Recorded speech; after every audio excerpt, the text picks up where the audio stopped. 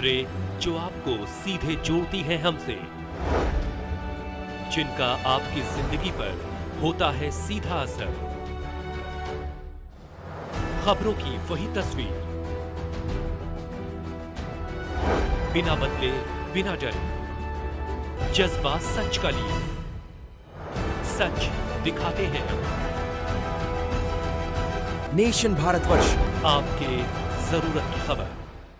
नमस्कार, स्वागत है आपका नेशन भारतवर्ष में। मैं हूं आपके साथ नीलम सिंह। आइए रुक करते हैं आज की कुछ खास खबर की ओर।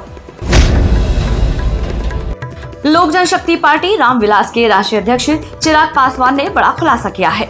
उन्होंने लालू परिवार पर बड़ा खुलासा करते हुए कहा कि लैंड फॉर जॉब इन लोगों को लाया हुआ मामला था और अब वही जमीन यह लोग इनहेरिट टैक्स के तौर पर हथियाना चाहते हैं। उन्होंने लालू यादव के इस ट्वीट पर करारा प्रहार किया है, जिसमें उन्होंने कहा है कि मोदी की सरकार आएगी तो बेरोजगार मर जाएगा और संविधान छिन जाएगा। उन्होंने कहा कि यह लोग उसी जगह जाकर उसी कांग्रेस की गोद में बैठे हैं जिसके खिलाफ जेपी ने आंदोलन किया था। ये लोग एक ही बात को कितनी बार बोलेंगे? कांच की हांडी बार बार नहीं चढ़ती है। कितनी बार लोगों को इसी बात का डर दिखाया जाएगा? आज 10 साल से मेरे प्रधानमंत्री देश के प्रधानमंत्री हैं। इन 10 सालों में बताइए कौन से संविधान को खतरा आ गया, कौन से आरक्षण पर खतरा आ गया, कौन से लोकतंत्र पर खतरा आ गया? ये लोग अपना जवाब क्यों नहीं देते?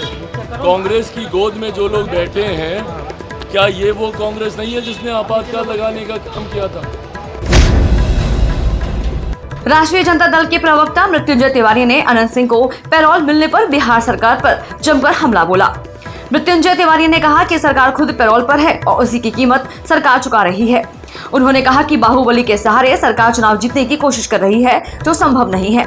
मृत्युंजय तिवारी ने कहा कि तेजस्वी यादव के साथ बिहार की पूरी जनता है और सरकार धनबल के सहारे चुनाव जीतना चाह रही है, लेकिन इससे कोई फायदा होने वाला नहीं है।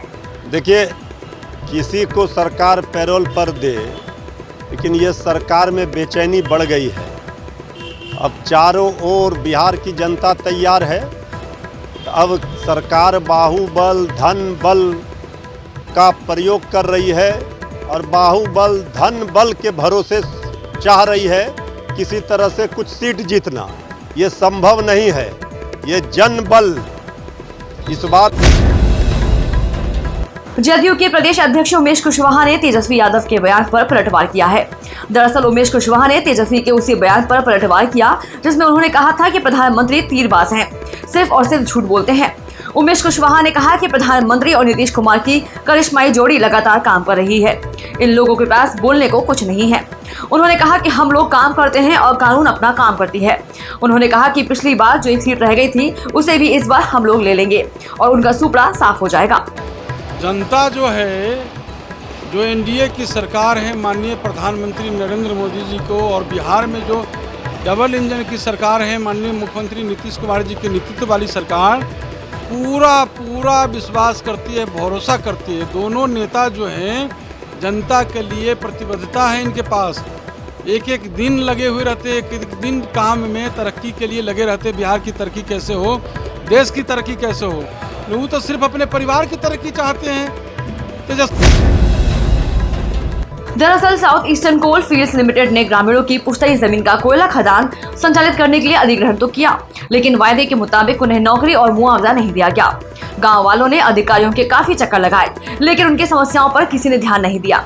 न ही उन्हें उनकी जमीन का मुआवजा मिला और न ही नौकरी, जिसकी वजह से 9 गाँव के नाराज भू विस्थापितों ने चुनाव बहिष्कार का ऐलान किया है। साउथ ईस्टर्न कोलफील्ड्स लिमिटेड कुशमुंडा क्षेत्र के अंतर्गत आने वाले 9 गांव के भू विस्थापितों ने बैठक कर ये फैसला किया है। पाली पड़निया में आयोजित इस बैठक में खदान के कारण प्रभावित हुए जटराज, सोनपुरी, खोडड़ी, आमगांव, खैर भवना, कनवेरी, रिसदी, दुर्पा के लोगों ने भाग लिया। बैठक में इस बात को लेकर नाराजगी जताई गई कि देश के लिए कोयले की जरूरत की बात कर उनकी जमीन नाम मात्र की राशि में ले ली गई। उन्हें नौकरी और भूमि विस्थापन का अन्य लाभ नहीं दिया गया। यहाँ तक कि अभी भी कई परिवार ऐसे हैं जिन्हें मुआवजा तक नहीं दिया गया है।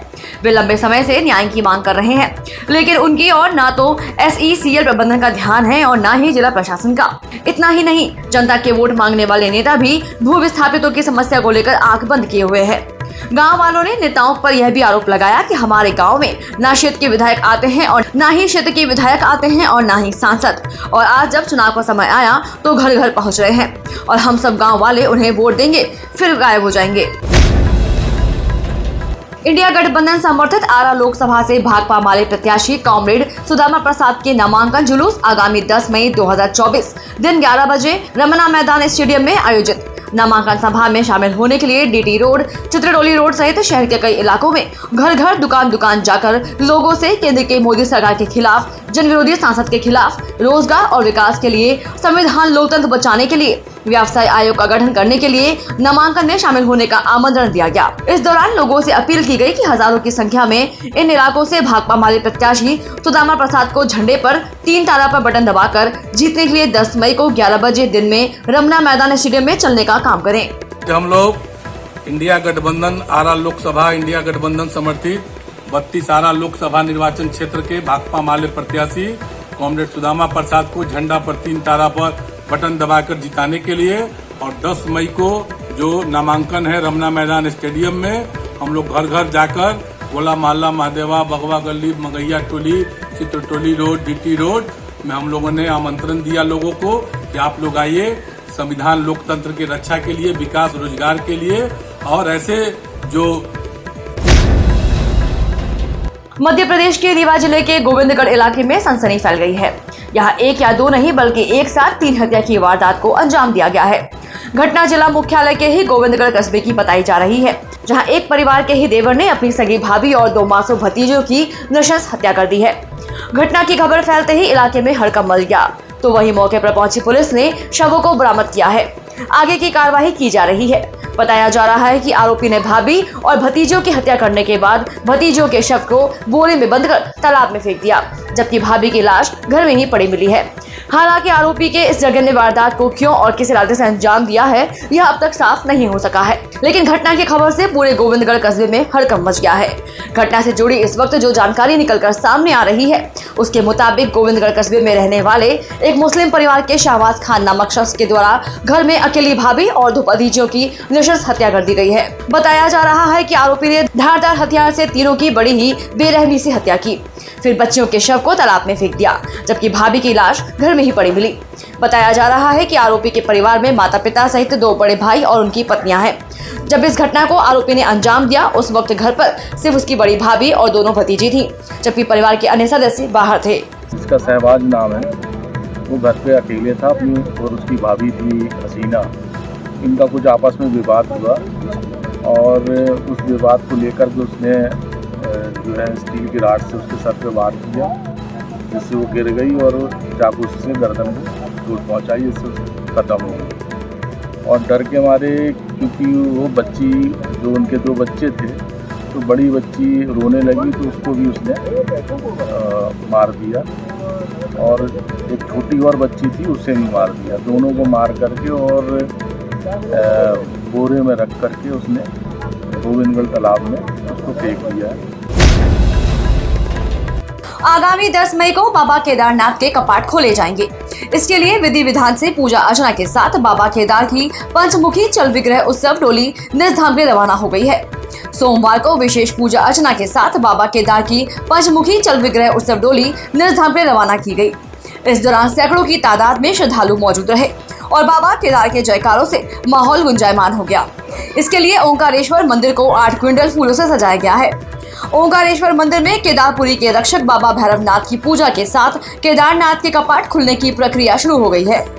बाबा केदारनाथ धाम के कपाट 10 मई को खोले जाने हैं। इसके लिए ओंकारेश्वर मंदिर उखी मठ में बाबा भैरवनाथ की पूजा रविवार शाम 7 बजे शुरू हुई और इस दौरान ओंकारेश्वर धाम बाबा भैरवनाथ के जय घोष से गुंजायमान हो उठा।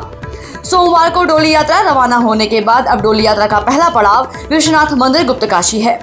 7 मई को डोली यात्रा फाटा, 8 मई को गौरीकुंड और 9 मई को केदारनाथ धाम पहुंचेगी। 10 मई को सुबह 7 बजे केदारनाथ मंदिर के कपाट श्रद्धालुओं के दर्शनार्थ खोल दिए जाएंगे। रोहतास जिले के टिहरी के डालमिया नगर में विहिप के विद्युत परिषद के सदस्य और जगत गुरु रामानुजाचार्य विद्या भास्कर जी महाराज ने कहा कि राष्ट्र को मजबूत करने के लिए सनातन धर्मावलंबियों को मतदान करने की जरूरत है।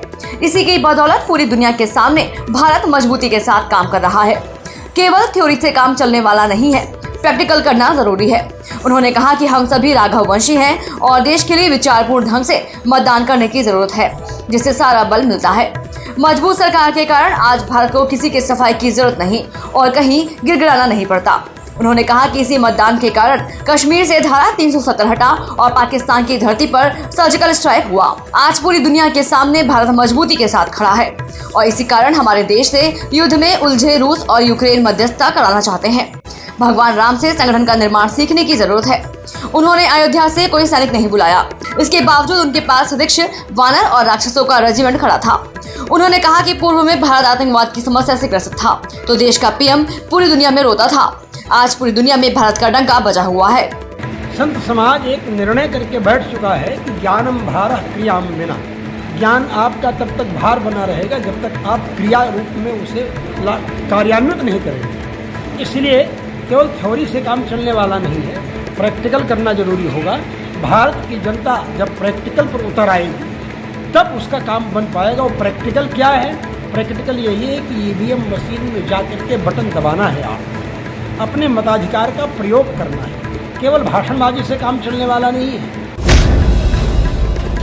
झारखंड के मंत्री के सहायक नौकर के घर से 25 करोड़ की बरामदगी पर मंत्री संजय झा ने बड़ा हमला बोला है। उन्होंने कहा कि लोगों की यही करामात है, यह लोग पैसा कमाते हैं कि चुनाव में दुरुपयोग करना है, लेकिन कहीं ना कहीं जिस तरीके से यह हुआ है इस चुनाव में जनता इन लोगों का हिसाब ले लेगी। संजय झा ने तेजस्वी यादव पर भी हमला बोला है। उन्होंने कहा कि जनता मालिक होती है, उनको तो जीवनदान नीतीश कुमार ने 2010 में दे दिया।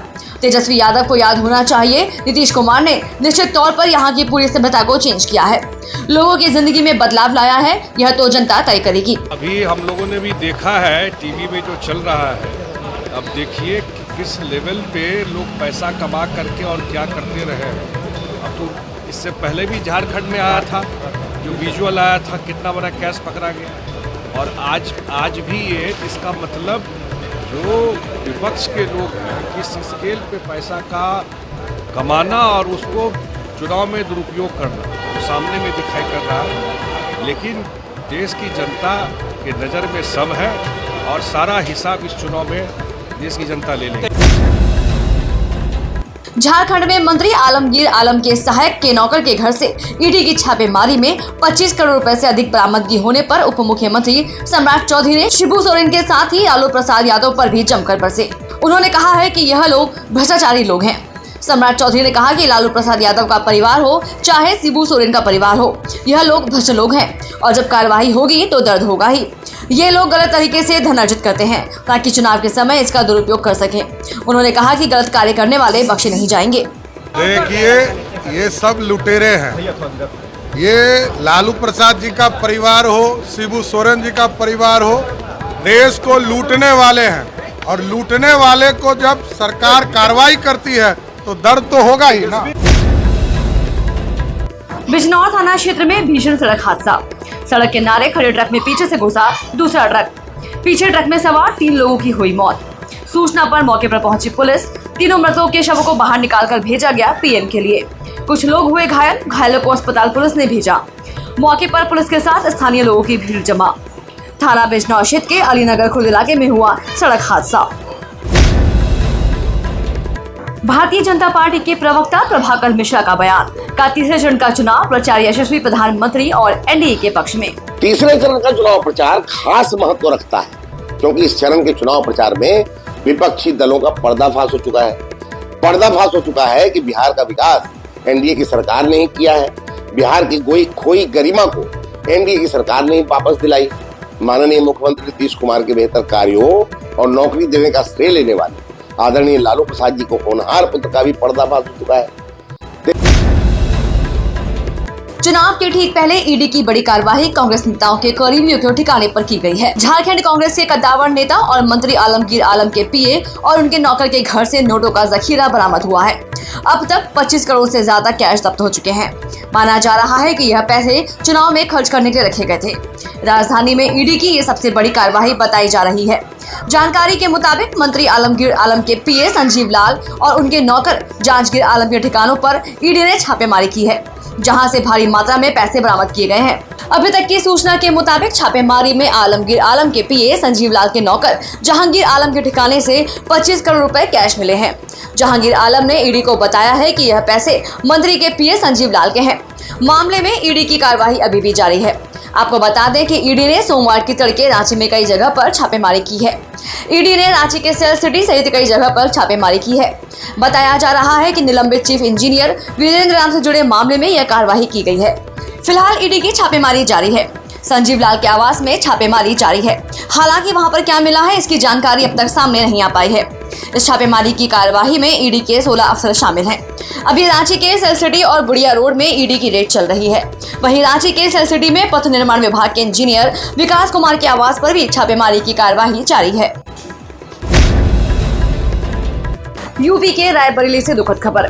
तेज रफ्तार रोडवेज बस ने चेकिंग कर रहे दरोगा को कुचला। मौके पर ही हुई दर्दनाक मौत। हादसे के बाद मौके से फरार हुआ बस चालक। मजिस्ट्रेट सहित एसएफटी टीम के साथ कर रहे थे चेकिंग। बछड़ावा थाने में तैनात थे दरोगा राकेश। हरचंदपुर क्षेत्र के कस्बे की है घटना। फतेहपुर जिले के गाजीपुर थाना क्षेत्र में मिले हत्यायुक्त युवक के शव मिलने की घटना का पुलिस ने 2 आरोपियों को गिरफ्तार कर घटना का खुलासा किया है। पुलिस ने आरोपियों के पास से आला कत्ल, घटना में प्रयुक्त बाइक, मृतक का मोबाइल बरामद किया है। पुलिस अधीक्षक उदय शंकर सिंह ने घटना का खुलासा करते हुए बताया कि आरोपी केशन चंद्र की प्रेमिका पर मृतक प्रभाषु शुक्ला उर्फ सत्यम बुरी नजर रखता था, जिसके कारण केशन चंद्र ने अपने साथी आशिक के साथ मिलकर बीती रात 29 अप्रैल की रात ललौली थाना क्षेत्र के सिंधाव नहर कोठी के खंडहर में प्रभाष शुक्ला को शराब लाने के बाद उसके गमछा से गला दबाकर हत्या कर दी। पहचान छिपाने के उद्देश्य से मृतक के चेहरे पर ईंट से प्रहार कर चेहरा कूच दिया।